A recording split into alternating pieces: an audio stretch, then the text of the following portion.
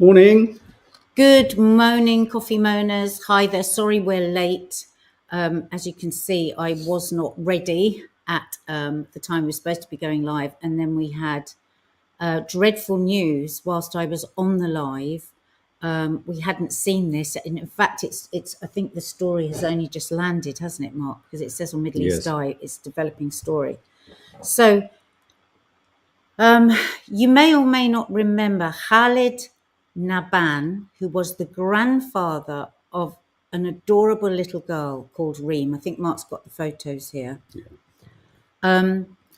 And it was a year ago. I don't know if it was a year ago today, but it was a year ago that his house was struck and his grandchildren were murdered by the occupation, the Israeli occupation. And we've just had the really sad news that, in fact, today has been murdered as well. And the video of him with his granddaughter at the time went viral. I think it was, correct me if I'm wrong, but I think it was the first sort of viral video from the military aggression. And I think, though, correct me if I'm wrong, I believe that it was kind of the first video that came out where we knew a person's name, where we knew the children's name. Because don't forget, the world has wanted us to think of Palestinians as animals, as Yoav Galant described them. Shiraz just mentions her brother Tarek. And her brother Tarek, killed, yeah. If you remember, Yoav Galant, who now has an ICC warrant out for his arrest for war crimes, actually on October the 8th did describe them as animals. So, he then, after his grandchildren were murdered, he then devoted himself to helping. Sorry, I feel quite emotional. No, of course.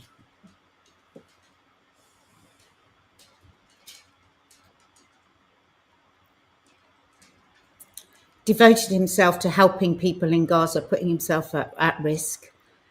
He described his granddaughter as soul of my soul.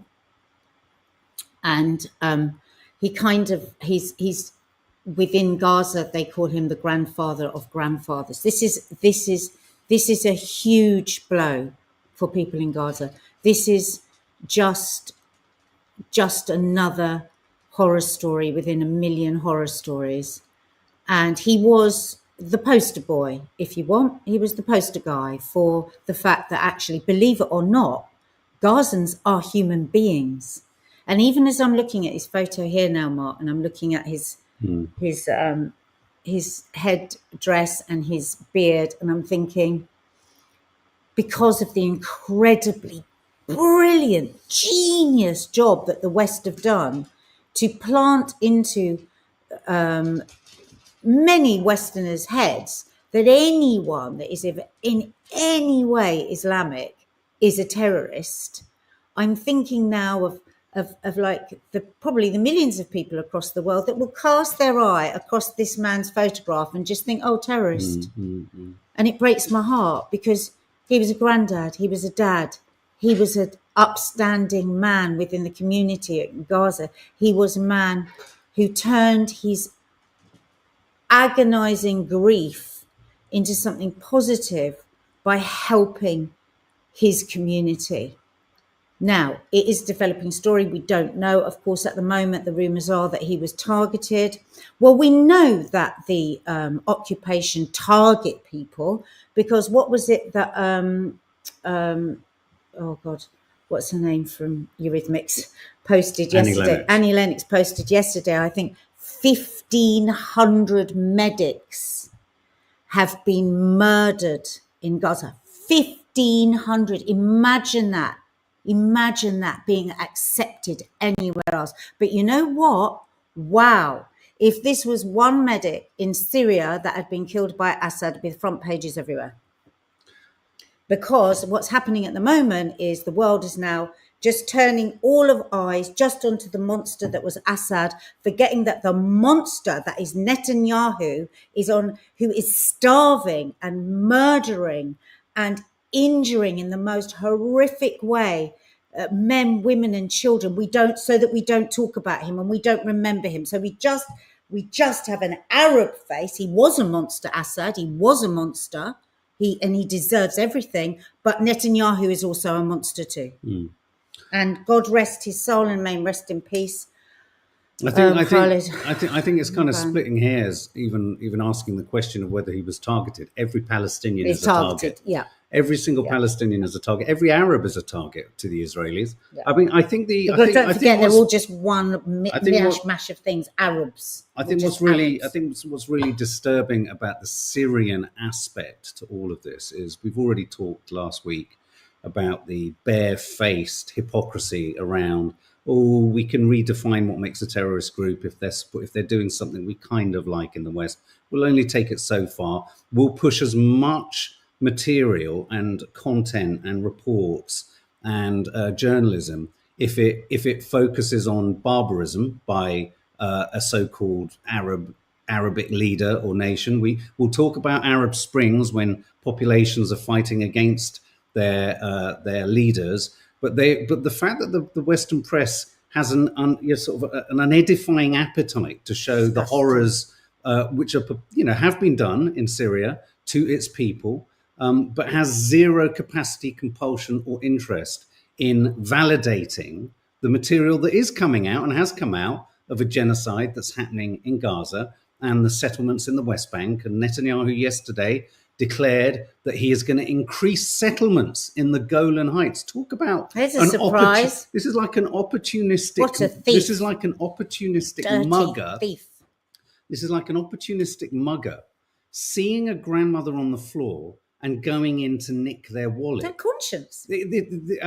So Syria is in tatters. Sociopath. The West will have us think this is a liberating, great moment. Lammy has sat there championing the fact that he's sending $50 million to what a minute ago was a terrorist organization, because they are in some way don't want the whole country to fall into total kind of chaos and carnage, like was left in Libya, like was left in Iraq. And meanwhile, yesterday, Israel drops a bomb so strong on Syria, it registered at 3.0 on the Richter scale. Hang on a minute. At what point, so this isn't a country that's attacking them. This isn't a country. So this is a country that's on its knees from the brutality of Assad, and Israel is dropping bombs of such enormity. An earthquake bomb. It's called an earthquake bomb. And guess what? I don't really talk about it on the Western media. We don't see anything about it, really, the irony is the only paper that I have seen refer to it today is the Tory Graph, which is a deeply supportive Zionist paper, supportive of the Israeli atrocities in the Middle East. Now, look, an earthquake bomb has been dropped on a country that let's be favourable to it insofar as there are factions there fighting and competing for authority. It's not as some would have you think cheery. Of course, people have been freed, but there are enormous. It's a country riven situation. With conflict. Yeah. And America and Israel are in it with their fingers all over it. But for Israel to drop a bomb of that size on Syria, this is in total breach of international law again. This is not a country that's even attacking them. They don't care, darling. They don't care. No, I know. They spit on the International Court of Justice. They laugh in the face of an arrest warrant for war crimes because they can do whatever they want. Tanya Bartlett, the world is letting Israel take over the region and why. Yeah. Now, what's next? I know we know what's next. The first reports are coming through now. The way in which Israel, and watch this space, and this is of vital interest if people are wondering, I wonder why Nadia Sawalha of the telly is so passionate about this. She is half Jordanian. Jordan. I'm a human fucking being. Never mind Jordanian. Yeah, no, I know. Jordan, which is a massively compromised country because it's entirely dependent on American finance, It's a kind of a sort of an unwilling and reluctant ally alongside Israel, but it's been one of the countries that has tried to work with Israel. Why? Because they're the biggest bully in the playground, and unless you bend to them, they will stamp on you and put you out. But listen to this. So listen to and this is how I think it's going to play out, and it's only kind of really dawned on me in the last 24 hours. The reason Israel is bombing Syria like mad is they don't want any faction in in Syria, to have access or more access or the strength to really establish themselves as a country. Israel has a vested interest in Syria becoming what they call a basket case of a country. They don't want, because any leadership or any structure or anything could well develop in Syria that's also anti-Israel, funnily enough, and Israel wouldn't want that. So these bombs, earthquake bombs, the most heaviest bombing campaign since, on a country that at the moment, theoretically, strictly international humanitarian law, breaking every UN convention in the book, hasn't attacked or isn't at war with Israel.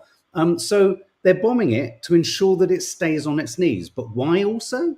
So that through the Syrian-Jordan border, Syria, the discontent in Syria, the chaos in Syria, spills into Jordan.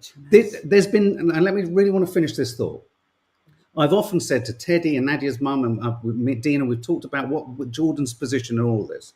Jordan presents a really difficult dilemma for Israel because they're actually an incredibly agreeable and compliant neighbor. They are totally in the pocket of America. It's very hard for Israel, the bully in the playground, to actually get anyone to agree that Jordan's done anything wrong. Let's not forget, Jordan helped in the shooting down of the Iranian missiles and drones that were fired across. So Israel, it's really hard for Israel to actually claim that Jordan have done something wrong. Because Jordan actually, you could argue in retrospect now, quite cleverly have done, literally not taken, put a step out of line for the Americans or for the Israelis. They called years ago, when I was growing up, it was always called Switzerland, the Switzerland of the Middle East, just like keeping everyone, because it has to protect itself. So how does Israel, given that Netanyahu is the most fascistic, and he is fascistic warmonger the planet has possibly ever seen, how does he manage to trip the Jordanian situation into chaos, carnage, and somehow require some kind of Israeli action, occupation, buttressing of Jordan, maybe, because Jordan doesn't have an army that's strong enough to do too much. And this is why he generates chaos from Syria into Jordan. This is how it's going to happen. War doesn't just happen by firing missiles. War happens by crumbling social structures. And this is how it's going to, and it's dawned on me, this is how it's going to be done. Everyone is forcing Iran now into a position. Of course, more and more people are looking to Iran. The West, as someone just rightly put it a minute ago, is allowing, supporting, and creating a situation where Greater Israel will happen. And they aren't sort of saying we want to obliterate our opponents and then stay put. They're expanding in the Golan Heights. They're carving up Gaza and selling it to other members, to other Zionists in Brooklyn, New York. They're carving up Gaza. The West Bank occupation and settlements are increasing. And what do we get from the West? Starmer says nothing. Nothing. What he does is just give them more arms. And yesterday I was listening to an English doctor, because we need to have just English doctors that we listen to, who said the injuries that these people are suffering are beyond anything you've ever seen, because the bombs that they're dropping turn every single thing around that child into a horrific weapon. So a car will blast into, like, you know, like the nail bombs we used to talk about? It's like that, but like 10 million times worth, because the car will blow up and all the pieces of metal and glass and everything will go into a human body. Can you imagine what that does to it? And that's been going on in Gaza for over a year. And this country is helping that happen every single day. And now Syria, and Lebanon. And like Mark says, next it's going to be Jordan. I hope all my family get out. This is truly, I swear to God. But the thing is, none of it should be a surprise to anyone, because they've all held up maps saying the Greater Israel is going to be all of this. We're taking all of it. And what's that woman that I can't stand who said, maybe even Iran. Yeah. So here we go. We didn't know we were going to be talking about that today. We Well, just no, got no, that no, news in the no, last minute. But this is how, when we sit here in our coffee shops chatting away and going, well, what's the relevance of this to us? The relevance of all of it to us is it's creating total chaos and carnage. Which you would argue, why does that, and how does all of this lead to the drones, UFOs, and panic in America? This is a news story that is obviously going to be appeal to ufologists, people who believe aliens exist, the idea that aliens exist, and all this kind of stuff. But it also speaks to, I hate to say it, probably more worryingly, is beneath this story in America of the drones and the orbs and everything else that's going on. Yes, there's stuff in there that's all the kind of stuff of movie kind of, and all that. But actually, there's also the potential within this story for there to be some really quite sinister and potentially disturbing aspects to it. And does everyone know what Mark's So has anyone been seeing it? Because shockingly, we watched Sky Papers last night, and there was not a single mention of it. Yeah. So Mark, maybe just if you go online and go on social media, I mean, we've heard reports, individual reports of drones over various RAF establishments, military structures, airports, military airports here in the UK. Oh, in here as well. Yeah. When? Over the last month to 6 weeks. In Germany, they've occurred in Germany too. No one's kind of talked too much about them. These stories have kind of arisen. You thought these would be normally, you would have thought this would cause mass hysteria, but there's a sort of, everyone seems quite sort of, laissez-faire. It's kind of, it's drones. There's nothing to worry about, nothing to see here. Don't fret. In November in the UK. Now in America, this drone action has gone a little bit crazy, specifically starting over New Jersey. Spreading up around New York, Connecticut. And, you may have seen some headlines towards the end of last week. Some senators were saying they believed Iran had a mothership off the coast of America that was launching drones. One look at photographs of the Iranian Navy and the idea that they could have a mothership, even as a concept, is quite farcical. Let alone fire off loads of drones into America. But we've had sort of official people coming out in front of cameras saying things like, I have been given on very good authority that there is a mothership, Iranian mothership. Which they've not proven. They've not proven, but this was it one of the local mayors coming out and giving this like it was proper news. Absolutely.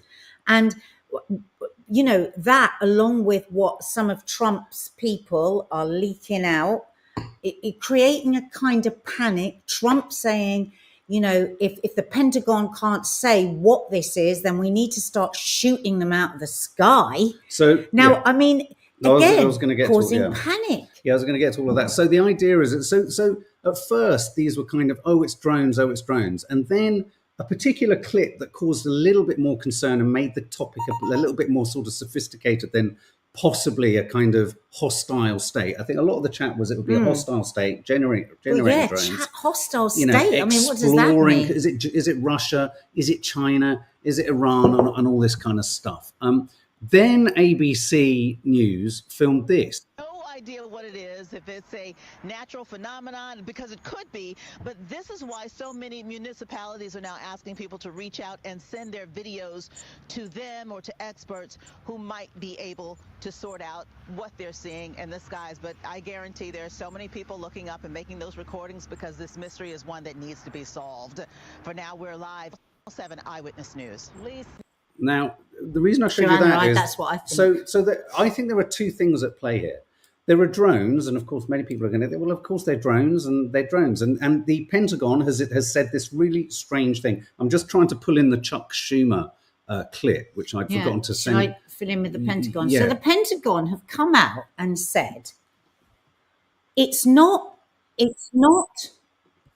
you want to? Have said that it's not an attack, right? It's nothing to worry about. They're not hostile. They're not manned. They don't know what they are, right? So this, as Mark was telling me bits of this story over the weekend, I was like, oh yeah, aliens, oh yeah. And then the more and more it was coming out, I was like, hang on a minute, what the hell is going on? How can the Pentagon say, and that's why Trump said, well, if you don't know what it is, shoot it out of the sky. Of course, that's ridiculous. Don't shoot it out of the sky. Well, with all due respect, within the, once again, Biden, in the absolute absence of anything that's tangible, usable, of any note, useful, why, to say that they're not of a foreign origin, they're not aggressors, but we don't know what they are, I think there are a couple of things we can decide. Many of the drones that are up there must be high-end tech, military, American. I think it's the Pentagon. The only reason they would not say what they are, not know what they are, and not actually issue and start shooting stuff out of the sky is if they are relatively confident that they do actually know what it is. And as we've known, they are adept at lying all the way through the Israel-Gaza crisis. They just tell us what they think they want, we want to hear.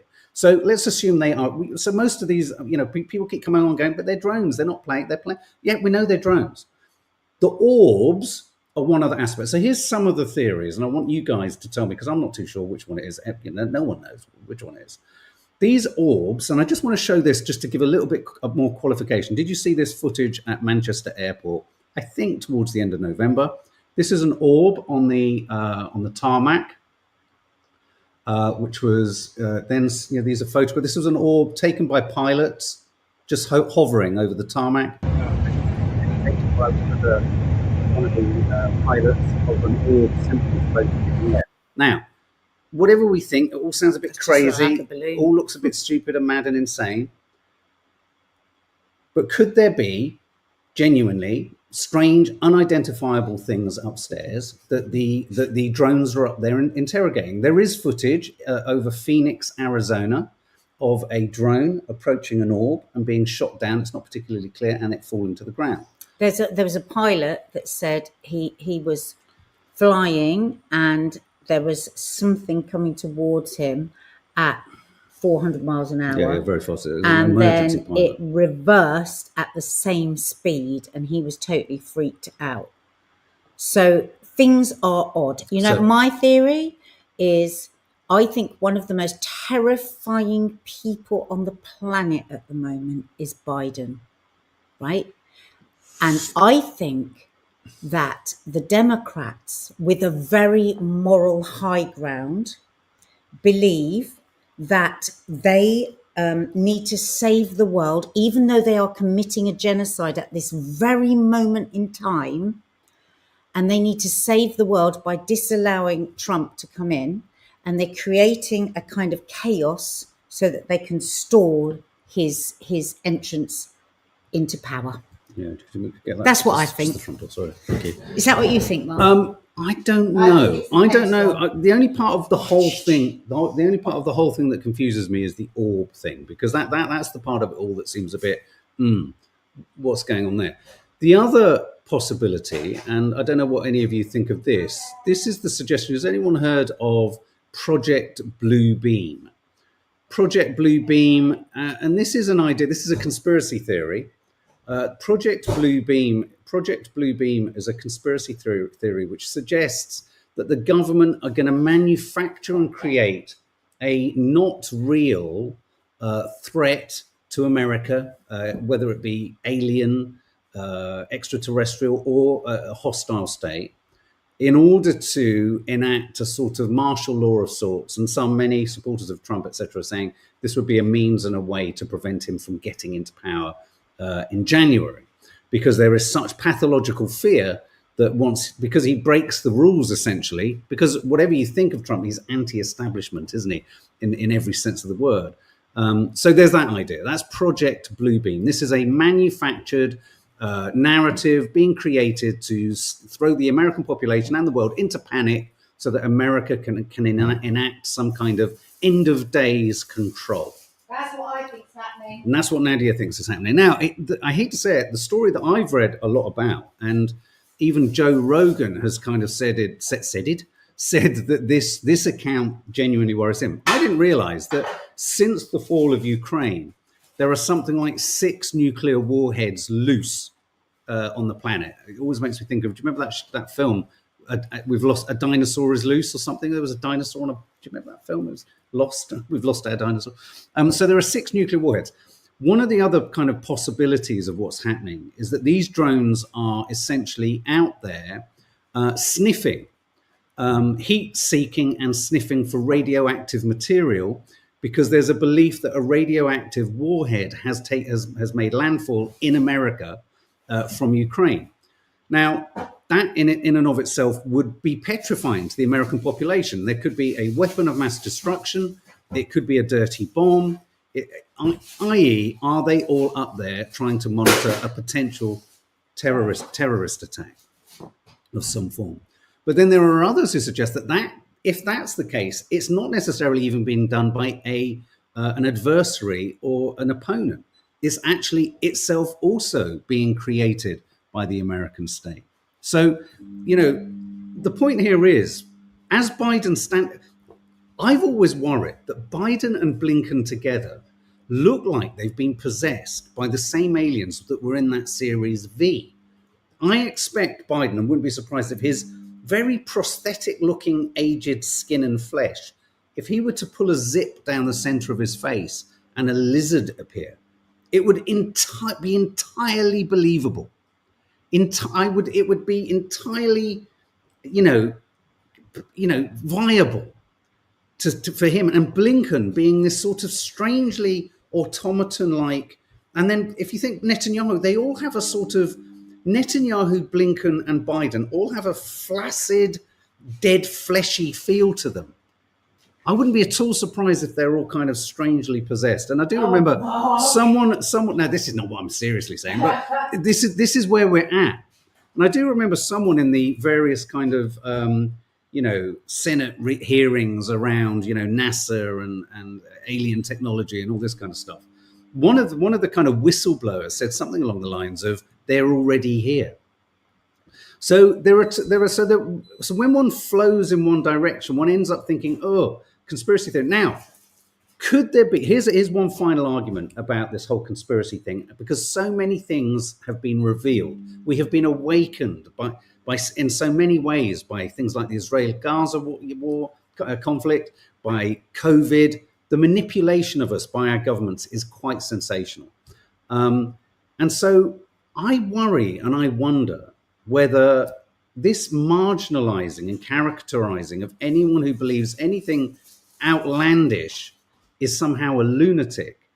I now refuse to just think it's lunacy, because we have all been so spectacularly conditioned, gaslit into a conformative behavioral way that just trots along. So even if someone comes up to me now and says it's fucking aliens, I'm not going to sit there and go, no, it's not, because I'd rather be with the fucking alien people than Biden and their manipulation and their control. Conspiracy theories are different to conspiracies. So, it's going to be interesting to see how this unfolds. I just want to play you just quickly Chuck Schumer's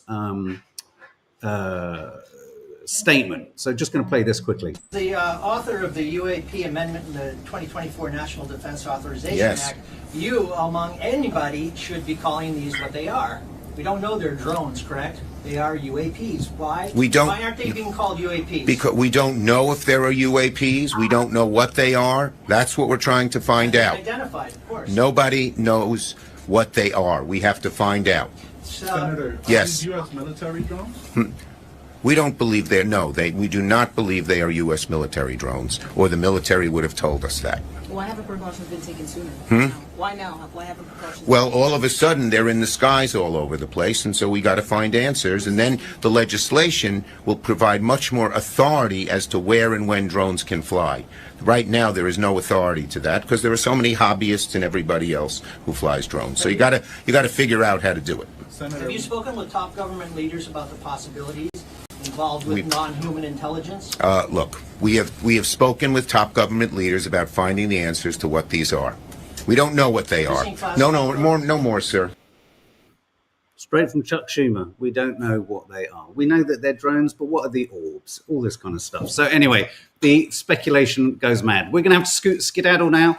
Guys, stay tuned. Obviously, Vlogmas landing tonight. Have a good day. Keep your eyes on the sky. You never know.